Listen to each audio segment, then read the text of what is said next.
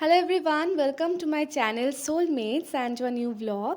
আমি এখন রয়েছি কালিম্পংয়ে, আর আজকের ব্লগে কালিম্পংয়ের যে হোটেলে আমি এখন রয়েছি সেটাই তোমাদেরকে ঘুরে দেখাবো, আর সেটার সমস্ত ডিটেলস তোমাদের সাথে শেয়ার করব। 2019-এ বিয়ের পর আমি আর নবরণ প্রথম এখানেই এসেছিলাম, তো এই জায়গাটার সাথে একটা পুরনো স্মৃতি রয়েছে, আর তাই জন্য আবার আমরা এখানেই ফিরে এসেছি। আমরা এখন এসেছি সামিট বার্সানা রিসর্টে, আর এটা হচ্ছে রিসর্টটার এন্ট্রি গেট।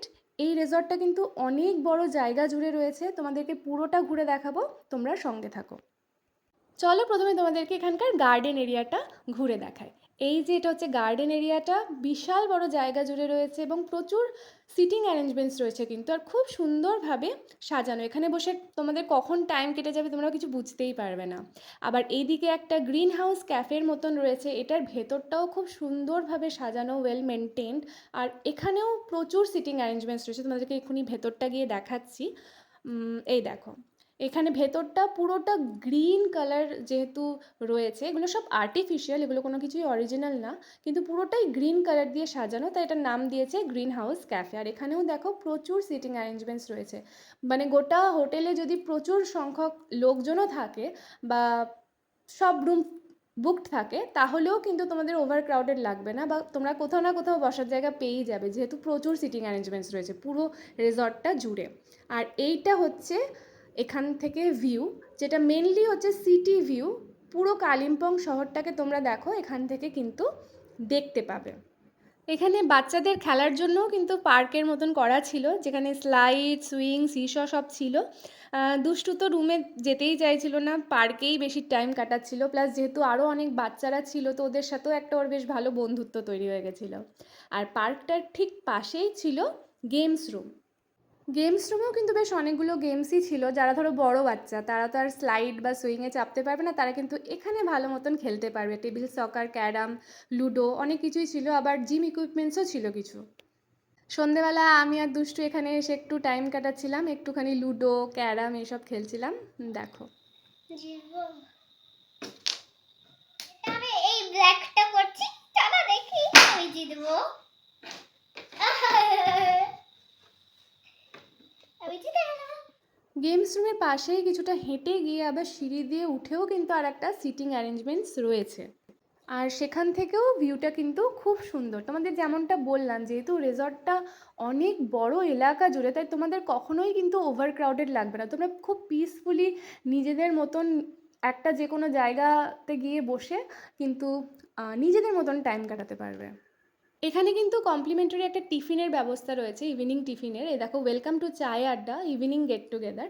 এটা তোমাদের দুপুর 3:30 থেকে 5টার মধ্যে তোমাদেরকে আসতে হবে। এটা কমপ্লিমেন্টারি, এটার জন্য আলাদা করে কোনো এক্সট্রা টাকা দিতে হবে না।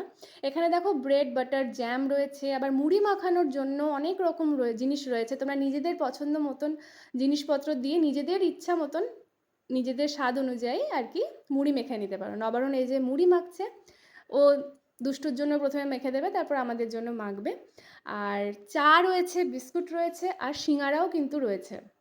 এই জিনিসটা কিন্তু বেশ ভালো লেগেছিলো আমাদের। আমরা যখন 2019-এ এসেছিলাম তখন কিন্তু এই জিনিসটা ছিল না, এরা নতুনভাবে এই জিনিসটা আর কি অ্যাড করেছে ওদের রিসর্টে। তো বেশ ভালো লেগেছিলো, আমরা তো প্রচুর খেয়েছিলাম, আমি তো 5-6বার চা নিয়ে খেয়েছিলাম, এত ভালো লেগেছিলো।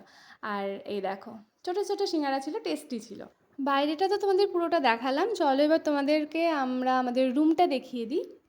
আমরা premium room with private balcony book করেছিলাম, এবং এই রুমটার জন্য আমাদের অ্যারাউন্ড 6K পে করতে হয়েছিল, ইনক্লুডিং ব্রেকফাস্ট।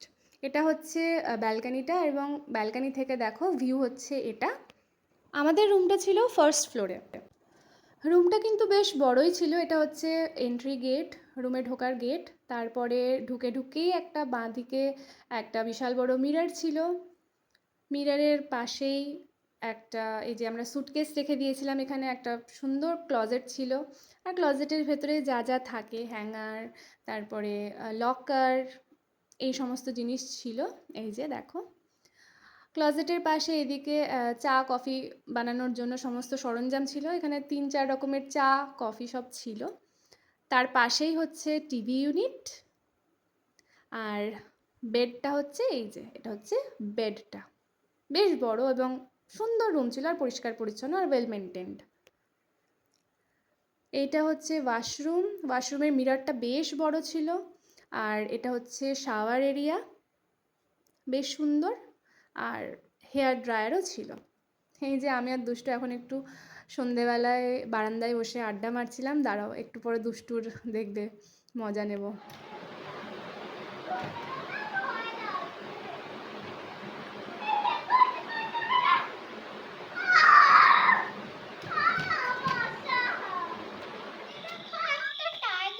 আমি টাইগারের কাছে যাই। অনেকটা হ্যালো হ্যালো।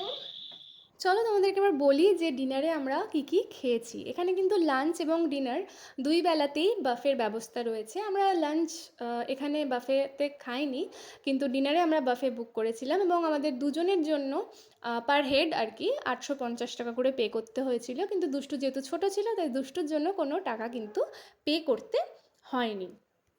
দুদিন কিন্তু দু রকমের মেনু ছিল, ওরা কিন্তু মেনু রিপিট করেনি, কিন্তু আমি তোমাদেরকে একদিনেরটাই দেখাচ্ছি, আমি দুদিন ভিডিও করিনি। তো পাঁপড় ভাজা, স্যালাড, এই যে কর্ন ফ্রাই, পাস্তা, তারপরে এটা হচ্ছে চাউমিন, এটা একটা কোনো বেবিকর্ন গ্রেভি ছিল, রাইস, পনির পোলাও, কুলচা, এটা হচ্ছে একটা মাশরুম তরকারি আর পনিরের তরকারি, ডাল, পায়েস, চিকেন, ফিশ, আইসক্রিম, সব কিছুই ছিল। এটা হচ্ছে এখানকার ব্যাঙ্কোয়েট হল, আর এর পাশেই কিন্তু রয়েছে রেস্টুরেন্টটা, আর এরকমই সাইজেরই, কিন্তু আমি সেটার ফুটেজ নিইনি যেহেতু প্রচুর লোক ওখানে খাওয়া দাওয়া করছিল, তো আমার ইচ্ছা করেনি যে ওখানে ভিডিও করি। তো ব্রেকফাস্টে দেখো কী কী আছে: ডিম সেদ্ধ, উপমা, ধোসা, ইডলি, ঢোকলা, পুরি, সবজি, তারপরে এটা হচ্ছে মির্চি ভাজা, তারপরে ম্যাগি ছিল, এই দেখো ওয়াটারমেলন জুস, অরেঞ্জ জুসও কিন্তু ছিল। তো তোমাদের পুরোটাই ঘুরিয়ে দেখালাম আর সমস্ত ডিটেলসই তোমাদের সাথে শেয়ার করলাম। তোমরা কালিম্পংয়ে এলে কিন্তু এখানে থাকতেই পারো, খুব ভালো লাগবে তোমাদের এখানে থেকে, এক্সপিরিয়েন্স ভালোই হবে। আর এখান থেকে কাছাকাছিও কিছু কিছু স্পট আছে ঘুরতে যাওয়ার, যেরকম পাইন ভিউ নার্সারি কিন্তু পুরো হাঁটা পথ, মানে 5 থেকে 6 মিনিটে তোমরা হেঁটে কিন্তু পাইন ভিউ নার্সারিতে পৌঁছে যাবে। আজকের মতন ভিডিওটা আমি এখানেই শেষ করছি। যদি ভালো লাগে তাহলে একটা লাইক কমেন্ট করে জানিও, চ্যানেলটাকে সাবস্ক্রাইব করে দিও। আজকের মতন টাটা।